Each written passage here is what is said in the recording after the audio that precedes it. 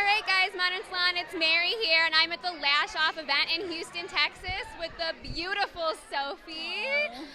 How are you tonight? I'm doing great, thank you. How are you? I'm doing well. Good. Yeah. It's so exciting to be here. Thank you so much for having us. Thank you for coming. Absolutely. We love working with you guys. It's been such a blast, We do too. Yes, it's amazing. So, 15 years. Congratulations on that milestone. Thank you so much. You're welcome.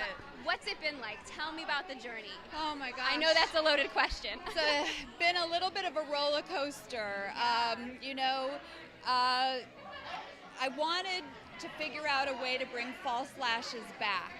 And 15 years ago, they were very much out of style. Nobody wore strips, clusters, nothing. Extensions didn't really exist. And I just always thought that lashes looked so beautiful and glamorous. I used to love watching old movies and TV shows from the 50s and the 60s growing up as a child. And I just thought those women just looked so sparkly and feminine. And I said, why don't people wear fake lashes anymore? But the world wasn't ready for strips at that point. So I thought I'm just going to try to ease people back in one fiber at a time.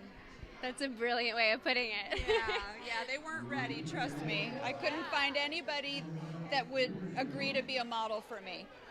Yeah, and now look at it. The door down, yeah.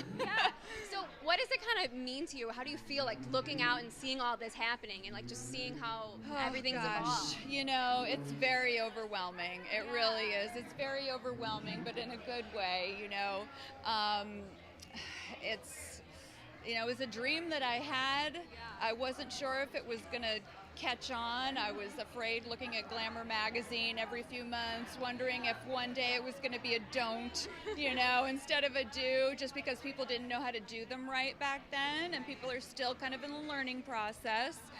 We'd love to have more schools come on board because that way we could focus on brand education and we'd have more people out there that actually know how to do them correctly. Because there are a lot of people doing eyelash extensions, but very, very, very few of them really know how to do it correctly.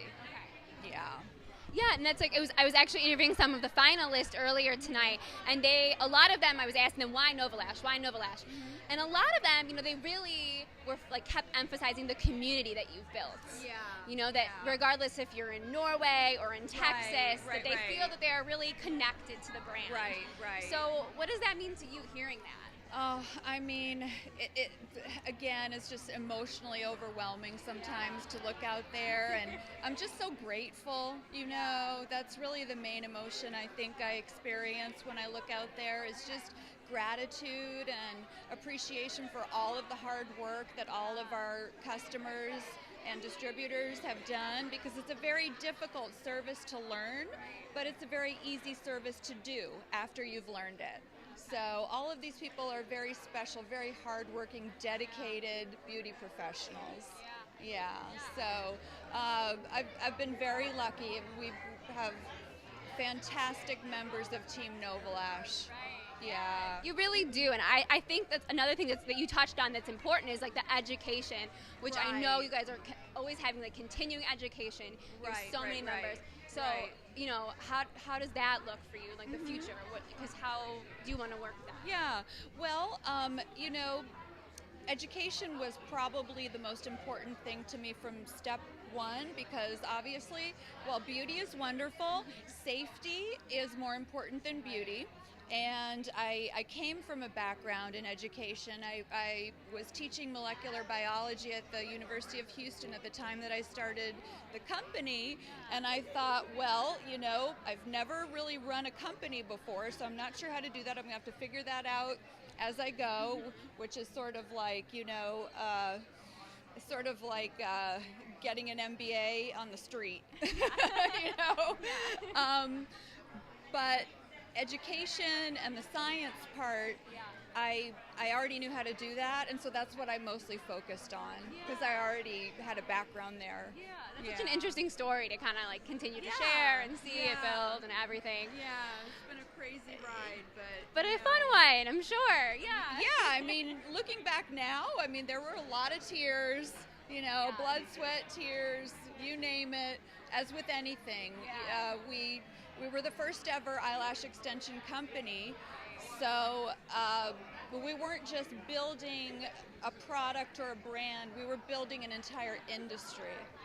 Yeah, and now we have so many people who've come after us, and the industry has just grown and grown and grown, and we've invested a lot in it by passing legislation to make sure that consumers are safe, that everybody can feel comfortable and confident to go to a salon and know that they're going to have their lashes done properly and safely. And since then, some more states have jumped on board, luckily, and it's starting to kind of catch on. So now that the government's on board and they know that, you know, eyes are important. You know, you get a bad manicure, most of the time, your nails will grow back. Get a bad haircut, your hair will grow back. And there are obviously other injuries that can go along that can be permanent and even deadly, but we can't grow back another eye if somebody does something really stupid. So, you know, as the first sort of founder of the industry, I just felt like it was my responsibility and my duty to use the knowledge that I had about science and health science in particular, physiology of the skin, cosmetic chemistry, just to make sure that consumers were safe. Yeah. That's so important. That's so important. It is. So moving it back to tonight's awards, you know, I was a judge. I got to see the videos, the entries, and it was a tough thing to do. These girls these women are so talented. They're amazing. Really, you know, so talk to me a little bit about that. Like, how was it a difficult decision coming up with the winner? Was everything, so difficult. So difficult.